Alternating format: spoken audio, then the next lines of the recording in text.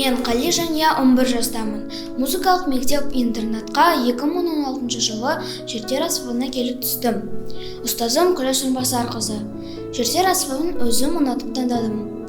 3-4 сыныптан бастап халықаралық және республикалық байқауларға қатысып, жүлделі орындарға ие болдым. Алға қойған мақсатым тынбай еңбектеніп, Шертер аспабынан білгір маманы болу.